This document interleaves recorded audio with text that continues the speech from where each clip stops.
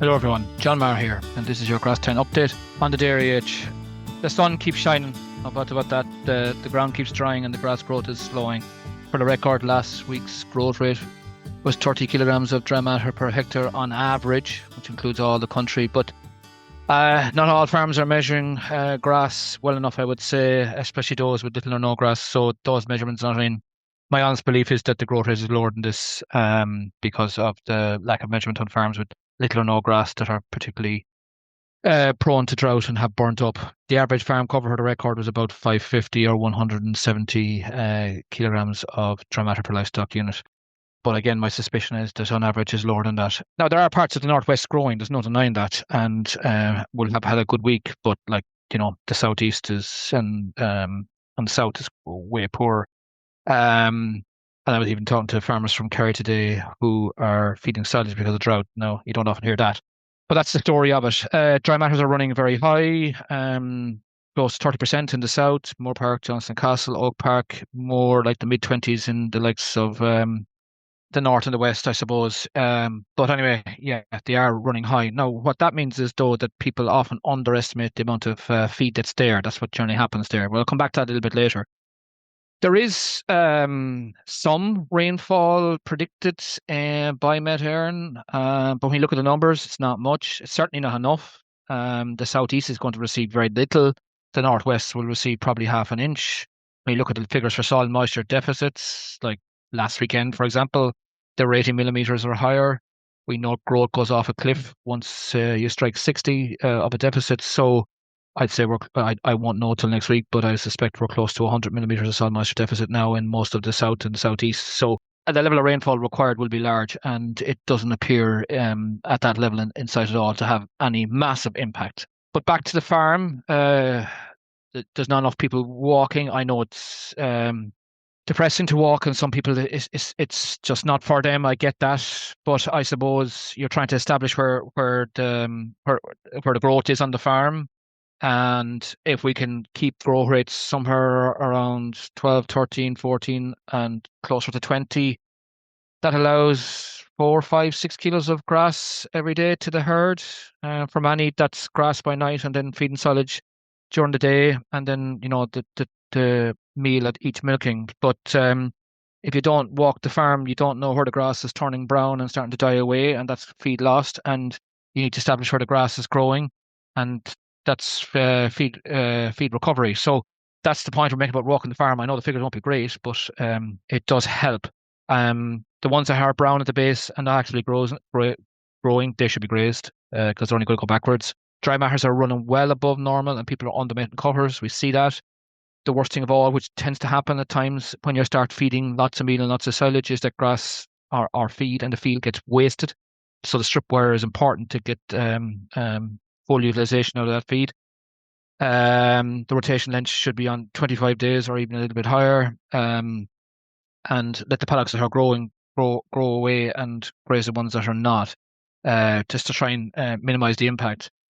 The other thing then is to reduce the demand on the farm. This involves bringing in more feed in whatever form, maybe outblocks, maybe zero grazing, silage, meal, whatever the case may be.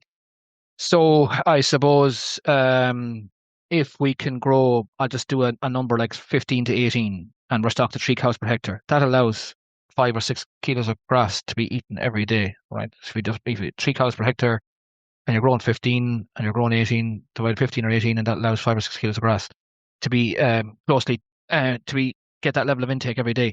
So some have the option of outblocks or silage ground. That's not available to everybody, I accept that, but it might be an option for some. Right. Other ways of reducing demand on the dairy farm is to get rid of the low yielders, cull cows, non-dairy animals, calves and heifers going to outblocks, stuff like that. I suppose at this stage now, many people had a reasonable reserve of feed or some level of reserve. That's starting to being eaten into, and you'd need to do an assessment of where you're at. Some may decide to buy in more feed at this stage rather than keep eating into their fodder for the winter, and especially the quality fodder for the winter, which would have a concern as well. In terms of fertiliser, like the road rates have outlined, it just shouldn't be spread full stop. once a level of rain will come, there will be mineralization from the soil, so there's no rush out to spread fertilizer nitrogen at this stage. You'd have to wait for a substantial amount of rain to come now to get the level of recovery required.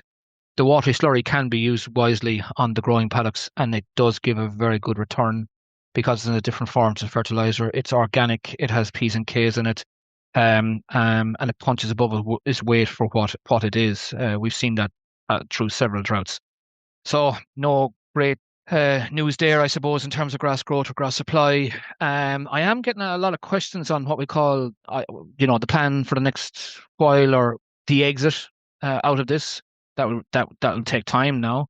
Once you get into exits, you need a level of rainfall. The old cover has to come off to get the new cover to grow, because the existing grass, it tends to be shot in terms of growth rate, in terms of that it won't respond much to the rain as well as new grass. So I'm going to kind of use a little bit of a GAA analogy here to start describing the levels of exit and planning going forward.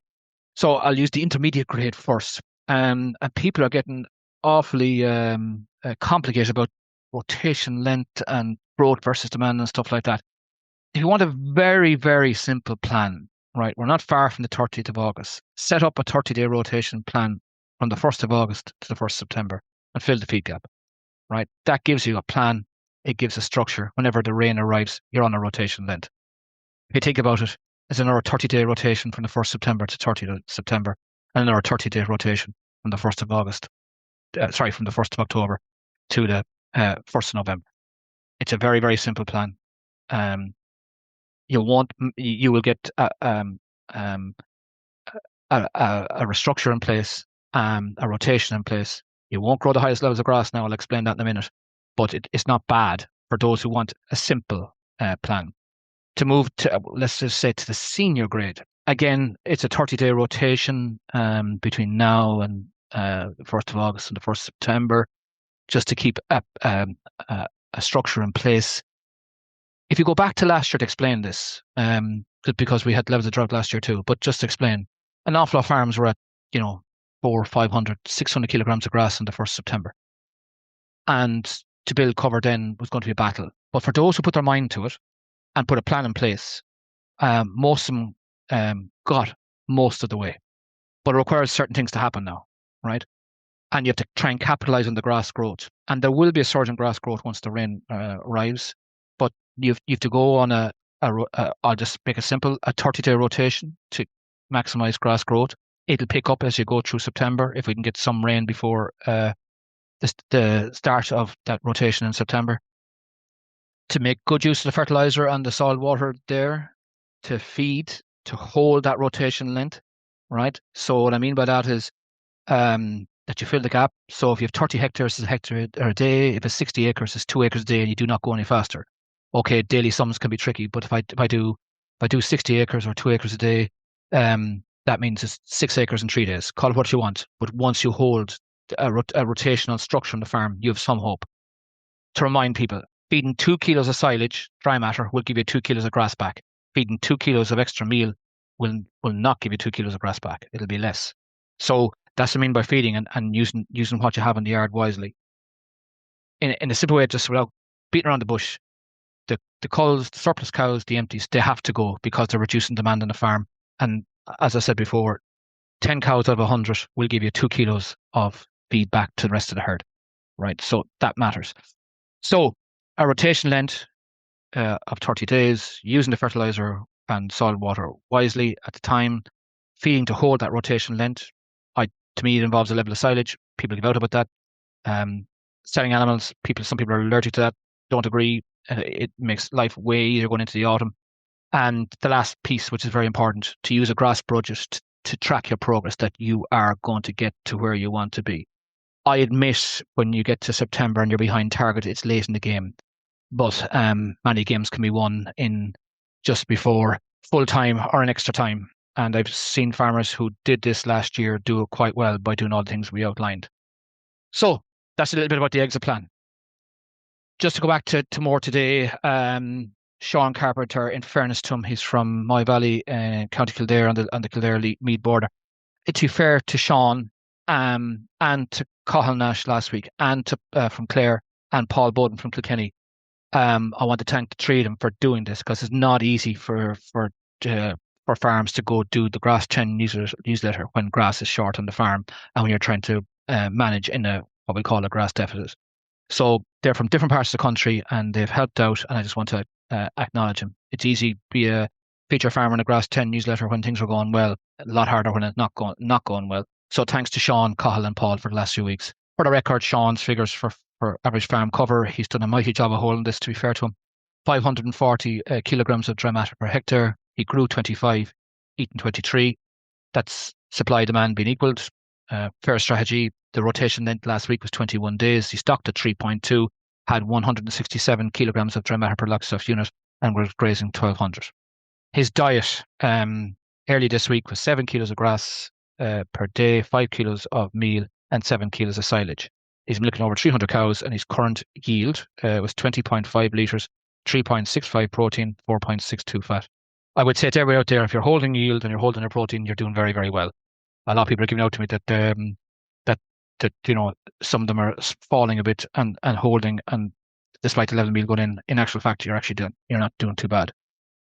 So Sean did a massive job of holding the cover by matching growth to demand. Okay, that's not going to stay like that all the time. He's feeding the silage using a diet feeder under the wire. That's how he's working it. The grass allocations at night with a strip wire.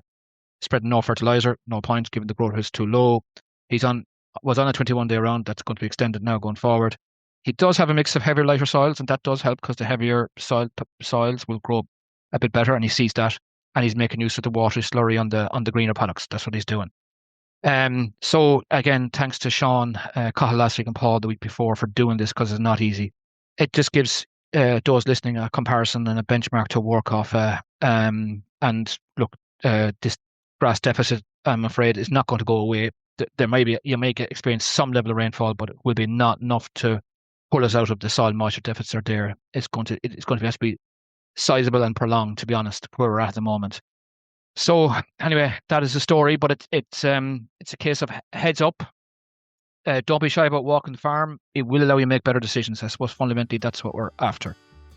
So if you'd like to hear more from the Grass10 team, subscribe to the weekly Grass10 newsletter, which is available on the Grass10 page on the Teagasc public website. The link to the newsletter is also available in the description of this podcast. I'd like to thank those who support the Grass10 campaign: AIB, Grass10 Agro, the Department of Agriculture, Food and Marine, FBD, and your Farmers Journal. This has been your Grass10 update, and I'll talk to you all next week, when hopefully there might be more rain in the horizon. Never thought I'd be saying that after the spring we had this year, but there you are. Best of luck.